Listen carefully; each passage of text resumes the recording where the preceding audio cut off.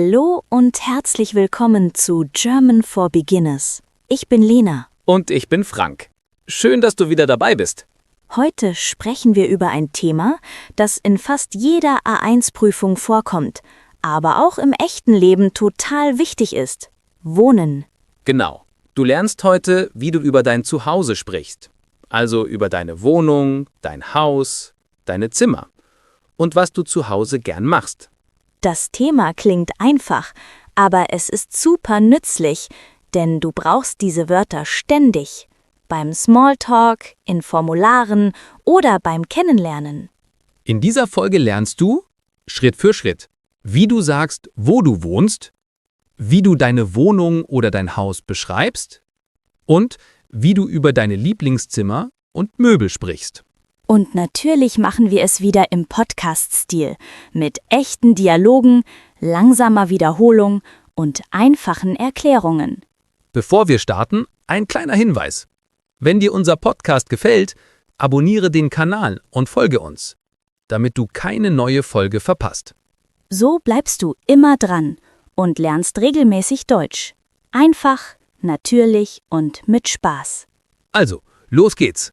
Wir beginnen mit der ersten Frage, die du in der A1-Prüfung fast immer hörst. Wo wohnst du?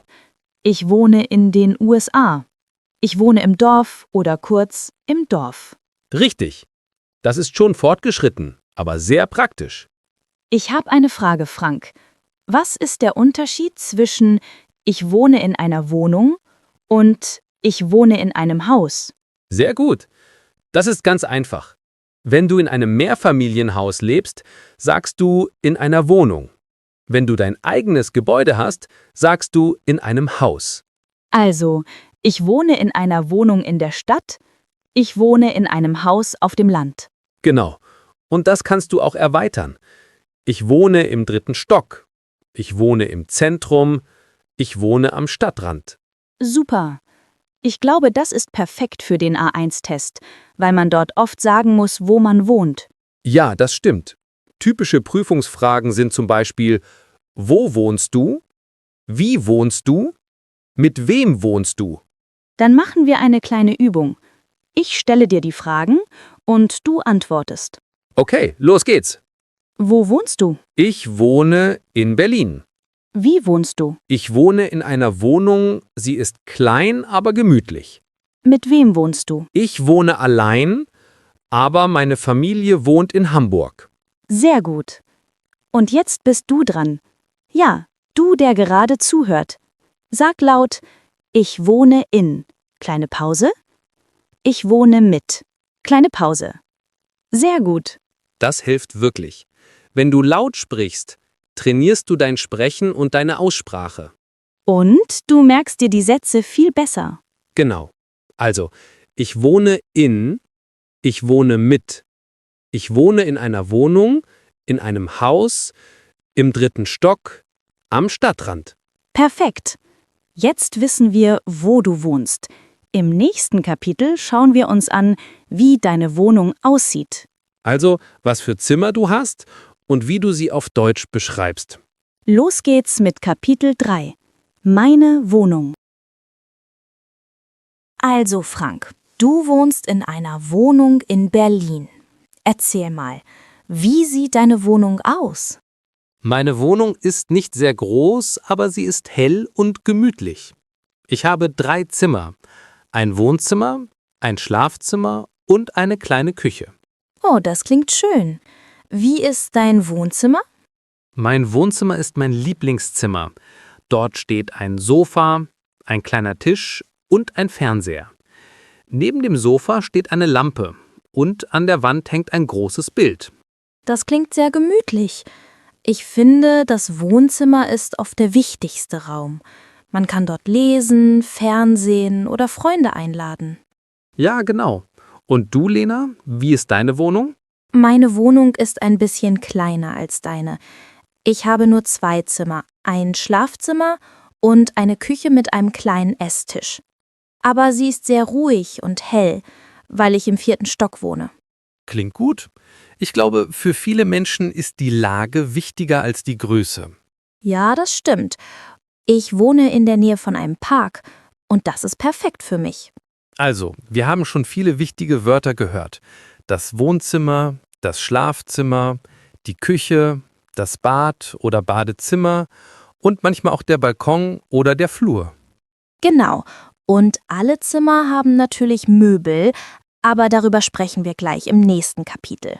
Bevor wir weitermachen, lass uns ein paar Adjektive wiederholen, mit denen man seine Wohnung beschreiben kann. Gute Idee. Also, groß, klein, hell, dunkel, modern, alt, ruhig, laut, gemütlich, unordentlich. Meine Wohnung ist manchmal ein bisschen unordentlich. Das ist ehrlich. Ich glaube, das ist bei vielen so. Ich übe mal ein paar Sätze. Meine Wohnung ist klein, aber gemütlich. Meine Küche ist hell. Mein Wohnzimmer ist modern. Perfekt. Du kannst auch sagen, ich habe eine große Wohnung. Oder ich habe ein kleines Schlafzimmer. Ah, also das Adjektiv passt sich dem Artikel an, richtig? Eine große Wohnung, ein kleines Schlafzimmer, ein modernes Bad. Genau. Das ist ein wichtiger Punkt. Aber für den A1-Test reicht es, wenn du die Wörter einfach in ganzen Sätzen benutzt. Also zum Beispiel, ich wohne in einer großen Wohnung. Ich habe eine kleine Küche. Mein Wohnzimmer ist schön. Sehr gut. Und jetzt eine kleine Übung für dich, wenn du zuhörst. Beschreib deine Wohnung oder dein Haus.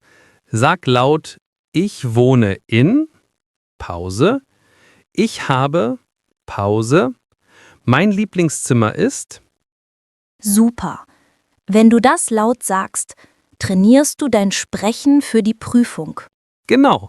Und das ist auch nützlich, wenn du in Deutschland neue Leute triffst. Viele fragen, wie wohnst du? Oder hast du einen Balkon? Stimmt. Und das Thema kommt fast immer in der A1-Prüfung. Oft musst du deine Wohnung beschreiben. Dann bist du jetzt bestens vorbereitet. Und im nächsten Kapitel schauen wir uns die Möbel an. Also, was in deinem Zimmer steht oder liegt. Das ist mein Lieblingsthema. Ich liebe es, über Möbel und Einrichtung zu sprechen. Na dann gehen wir jetzt von der Wohnung in die Möbel. Los geht's mit Kapitel 4. Also Frank, jetzt haben wir über unsere Wohnungen gesprochen. Jetzt will ich wissen, was steht in deiner Wohnung? Oh, da gibt's einiges. Im Wohnzimmer habe ich ein Sofa, einen Tisch und ein Fernseher. Im Schlafzimmer steht ein großes Bett, ein Schrank und eine Lampe. Und in der Küche habe ich einen Herd, einen Kühlschrank und natürlich viele Tassen. Viele Tassen, das kenne ich. Ich glaube, ich habe doppelt so viele Gläser wie Freunde. Ja, das geht schnell. Aber diese Wörter sind sehr wichtig, denn in der A1-Prüfung musst du oft Dinge in einem Raum benennen. Dann machen wir das Schritt für Schritt. Wir beginnen mit den Möbeln. Das sind zum Beispiel der Tisch, der Stuhl, das Sofa, das Bett, der Schrank, die Lampe. Genau. Und du kannst sagen, der Tisch steht im Wohnzimmer, das Bett steht im Schlafzimmer, die Lampe steht auf dem Tisch. Aha, da kommen die Präpositionen ins Spiel. Auf, unter, neben, in, an. Ganz richtig. Und beim Möbeln benutzt man oft den Dativ, wenn man beschreibt, wo etwas ist. Kannst du ein paar Beispiele sagen? Natürlich. Der Teppich liegt auf dem Boden. Das Bild hängt an der Wand. Die Lampe steht auf dem Tisch. Der Schrank steht neben dem Bett. Die Schuhe sind unter dem Stuhl. Das sind super Sätze. Ich glaube, viele Lernende verwechseln auf und an. Ja, das stimmt. Auf benutzt du, wenn etwas oben auf einer Fläche liegt oder steht. An bedeutet, dass etwas an der Seite oder an einer Wand ist. Also, das Buch liegt auf dem Tisch. Das Bild hängt an der Wand. Perfekt. Und du kannst auch kleine Sätze bilden, um die Möbel in deiner Wohnung zu beschreiben. Zum Beispiel, in meinem Wohnzimmer steht ein Sofa. Neben dem Sofa steht eine Lampe. Auf dem Tisch liegt ein Buch. An der Wand hängt ein Foto. Sehr gut. Und wenn du das in der A1-Prüfung so sagst, verstehst du nicht nur das Aufgabe, sondern klingst auch natürlich und flüssig. Ich glaube, das ist auch eine gute Übung für das Sprechen im Alltag. Man kann so leicht kleine Geschichten erzählen. Ja, genau. Und jetzt eine Mini-Übung für alle, die zuhören. Ich beschreibe einen Raum, du überlegst, wo die Dinge stehen. Oh, das klingt gut. Also, im Wohnzimmer steht ein Sofa. Vor dem Sofa steht ein Tisch. Auf dem Tisch liegt ein Buch. Neben dem Tisch steht eine Lampe. Wo steht das Buch? Auf dem Tisch. Richtig. Und wo steht die Lampe? Neben dem Tisch. Sehr gut. Und das Sofa? Das Sofa steht im Wohnzimmer vor dem Tisch. Perfekt. So kannst du ganz einfach dein Hörverstehen trainieren. Ich glaube, das ist die beste Vorbereitung für den A1-Test. Man muss einfach zuhören, verstehen und selbst kleine Sätze sagen können. Ganz genau. Und für die Prüfung solltest du dir die wichtigsten Wörter merken. Der Tisch, der Stuhl, das Sofa, das Bett, die Lampe, der Schrank, das Fenster, die Tür, der Teppich, das Bild.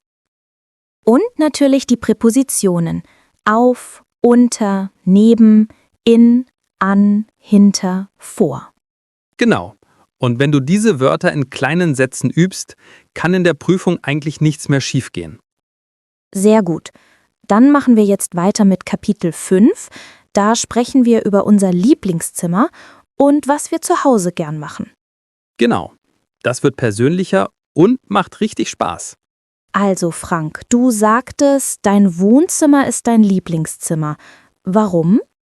Weil ich dort entspannen kann. Ich lese, sehe fern oder trinke Kaffee. Und bei dir? Meine Küche ist mein Lieblingszimmer. Ich koche gern, höre Musik und lade Freunde ein. Ich finde, in der Küche ist es immer gemütlich. Schön. Das ist perfekt für die Prüfung. Du kannst sagen, mein Lieblingszimmer ist dort, das ich gern. Zum Beispiel, mein Lieblingszimmer ist das Wohnzimmer, dort lese ich gern. Dann machen wir ein kurzes Quiz. Ich stelle Fragen und du antwortest laut. Wo wohnst du? Pause. Ich wohne in einer Wohnung in München. Wie ist deine Wohnung? Pause. Sie ist klein, aber gemütlich. Was steht in deinem Wohnzimmer? Pause. Ein Sofa, ein Tisch und eine Lampe. Super! Wenn du alle Fragen beantworten konntest, bist du für diesen Teil der Prüfung sehr gut vorbereitet. Hier sind die wichtigsten Wörter aus dieser Lektion.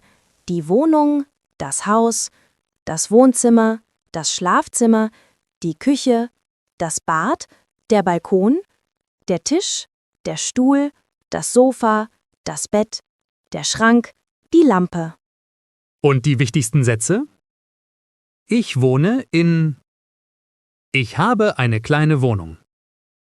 Mein Lieblingszimmer ist... In meinem Zimmer steht...